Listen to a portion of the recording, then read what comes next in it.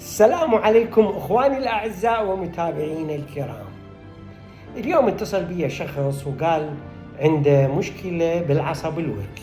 يا ايش قد عمرك؟ ايش قد وزنك؟ قال عمره 33 سنة، وزنه تقريبا 75 كيلوغرام، ورأسا كتب وراها السبب هو حقن إبرة في عضلة المقعد اللي سببت هاي المشكلة. هسه أنا أحب أقول لكم إنه الاختصاص يعني الجودة، بما أنه الشخص يعرف أنه الإبرة اللي ضربها بعضلة المقعد سببت له هاي المشكلة، يعني في أغلب الأحيان الإبرة هي اللي طخت العصب، فهذه المشكلة تدخل في الحالة المرضية أي جرح العصب، ومن اختصاص فقط طبيب الأعصاب الذي يسمى علميا نيرولوجيست. هذا الاختصاص ما يسوي عمليات، أكثر شيء يفحص سلامة الأعصاب.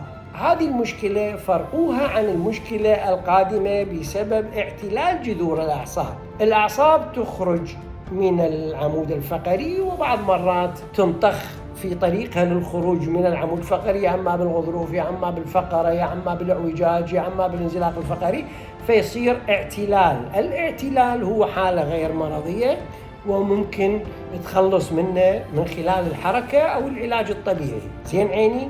يعني فرقوا شنو المرضي اللي اجى بسبب جرح العصب من اختصاص طبيب الاعصاب، وشنو اللي اجى من اعتلال جذور الاعصاب اللي هي على اغلب الاحيان من اختصاص علم الحركه في كشف المسببات مالتها والتخلص من الضغط اللي صاير على العصب بدون اي مشاكل وبابسط. تقبلوا تحياتي وفاق احترامي وتقديري، اخوكم عدنان السمرمد، خبير علم الحركه الدولي، حامل شهاده الدكتوراه بعلوم الصحه من جامعه اتلانتيك انترناشونال PhD Health Sciences Atlantic International University.